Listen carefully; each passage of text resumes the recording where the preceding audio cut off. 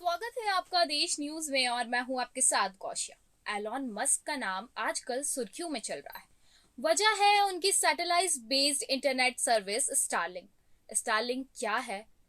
Starlink कैसे काम करता है? इसकी स्पीड कितनी है और स्टारलिंक भारत में कब आएगा? ऐसे कई सवाल खड़े हो गए हैं जब से एलॉन मस्क ने भारत में अपनी सर्विस का विस्तार करने की कोशिश की है। स्टारलिंक को मैनेज करने का काम स्पेस एक्स करती है। कंपनी ने global mobile personal communication by satellite service license के लिए अप्लाई किया है। बस तब से ही इसका नाम भारत की सुर्खियों में चल रहा है। भारत में इस लाइसेंस के लिए डिपार्टमेंट ऑफ टेलीकम्युनिकेशन को एप्लीकेशन भेजा है। इससे पहले भी कंपनी भारत में इसकी कोशिश कर चुकी है। पिछले साल कंपनी ने 40 मिनट के लिए रजिस्ट्रेशन शुरू किया था। हालांकि कंपनी ने कुछ दिनों बाद फ्री बुकिंग बंद कर दी थी। आप जानते हैं कि स्टारलिंक क्या है? स्टारलिंक एक सैटेलाइट इंटरनेट सर्विस है जो सीधा सैटेलाइट के जरिए लोगों को इंटरनेट की सेवा प्रदान करती है। इस सर्विस को अमेरिका की स्पेस एक्स कंपनी द्वारा लॉन्च किया गया है। स्टारलिंक का नेटवर्क खड़ा करने के लिए कंपनी ने वर्ष 2018 से स्टारलिंक सैटेलाइट को लॉन्च करने की शुरुआत की थी। दिसंबर 2021 तक 1700 सैटेलाइट को लो अर्थ ऑर्बिट में सफलतापूर्वक स्थापित किया जा चुका था। एलॉन मस्क का लक्ष्य दुनिया के हर कोने तक स्टारलिंक के जरिए इंटरनेट पहुंचाना है, क्योंकि अभी भी दुनिया के कई हिस्सों में इंटरनेट की कनेक्टिविटी नहीं पहुंच पाई है।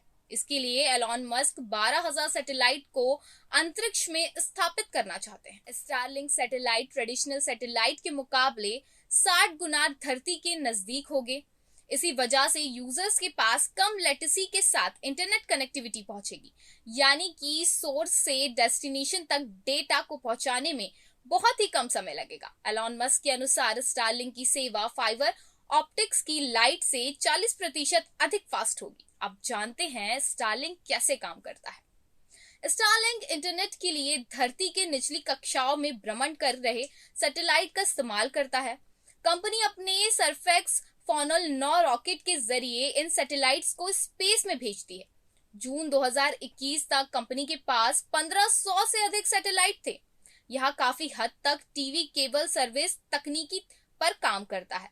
इस इंटरनेट के लिए पहले यूजर्स को एक डिस्क लगाना होगा जो मिनी सैटेलाइट से सिग्नल रिसीव करता है।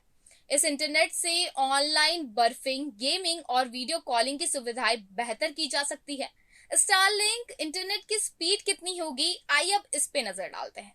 स्टारलिंक किसी भी सैटेलाइट प्रोवाइडर की तुलना में 150 Mbps तक की सबसे तेज और अधिकतम स्पीड प्रदान करता है। इसके विपरीत विसायत अपने सबसे महंगे प्लान में 100 Mbps तक की और ह्यूजनेट 25 Mbps तक की अधिकतम स्पीड प्रदान करता है। फिलहाल स्टारलिंक बीटा वेस में है, यानी टेस्टिंग चल रही है और केवल यूएस, कनाडा और यूके के कुछ हिस्सों में उपलब्ध है। यूएस और अन्य देशों को मिलाकर 10,000 लोग स्टारलिंक इंटरनेट का इस्तेमाल कर रहे हैं। हालांकि 2021 के मध्य तक 5 लाख लोग इस सेवा के लिए आवेदन कर चुके हैं।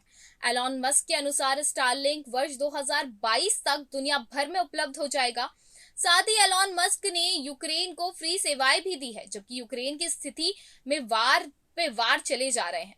फिर भी इस एलॉन मस्क ने उन पर एक इमोशंस के जरिए उन तक मदद पहुंचाने की कोशिश करी है और इस बारे में ट्विटर पर भी ट्वीट किया है कि जब बाकी कंट्रीज यूक्रेन की मदद नहीं कर रही है तो मैं इंटरनेट की तरफ से उनकी मदद करना चाहता हूं। अमेरिका में स्पेस एक्स फिलहाल स्टारलिंक किट के लिए $499 चार्ज कर रही है और इसके बाद $99 हर महीने चार्ज करती है। अगर इसे भारतीय कीमत में तब्दील किया जाए तो स्टारलिंक किट के लिए लगभग 37,400 रुपीज और इसके बाद हर महीने 7,400 रुपीज के आसपास भुगतान करना होगा। यह केवल बेस प्राइस है जिसमें कर और सरकारी शुल्क शामिल नहीं है। स्टारलिंक के इंडिया डायरेक्टर संजय भार्गव के अनुसार भारत में स्टारलिंक के लिए यूजर को पहले साल 1,58,000 रुपए का भुगतान करना होगा।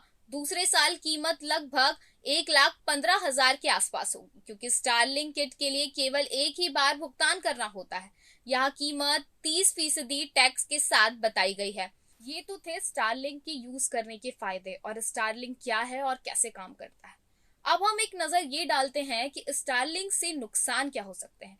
खराब मौसम में स्टारलिंक के इस्तेमाल के दौरान मुश्किलें आ सकती है और आप बारिश या तूफान की परिस्थिति में स्टारलिंक का इस्तेमाल करने में असमर्थ हो सकते हैं। साथ ही स्टारलिंक के इस्तेमाल के दौरान आप अपने डिवाइस, फोन या लैपटॉप को कहीं नहीं ले जा सकते क्योंकि स्टारलिंक डिश पोर्टल नहीं है, इसे एक जगह फिक्स करना होता है। हार्डवेयर इंस्टॉलमेंट आपको खुद ही करना होता है, मतलब कंपनी की तरफ से हार्डवेयर इंस्टॉलेशन सर्विस नहीं दी जा सकती है, इसलिए इसे इंस्टॉल करने के लिए आपको परेशानी हो सकती है। एक समय पर किसी विशेष लोकेशन पर स्टारलिंक की सैटेलाइट्स की संख्या फिक्स होती है, इसलिए उस विशेष स्थान पर सभी यूजर्स एक ही बैंडविड्थ का इस्तेमाल कर रहे होते हैं। जिससे शहर क्षेत्र या जनसंख्या ज्यादा होती है, वे स्टारलिंक की स्पीड धीमी हो सकती है। निचले स्थानों पर भी स्टारलिंक इंटरनेट को पहुंचाने में कठिनाई का सामना करना पड़ सकता है। इसमें इक्विपमेंट की कीमत काफी ज्यादा होती है, इसलिए इंस्टॉलेशन खर्च करना बहुत ज्यादा पड़ जाएगा। लेकिन स्टारलिंक को अगर भारत में मंजूरी मिल जाती है तो जियो और एयरटेल की मुश्किलें बढ़ सकती है। हालांकि जियो और एयरटेल भी इसकी तैयारी में लगे हुए हैं।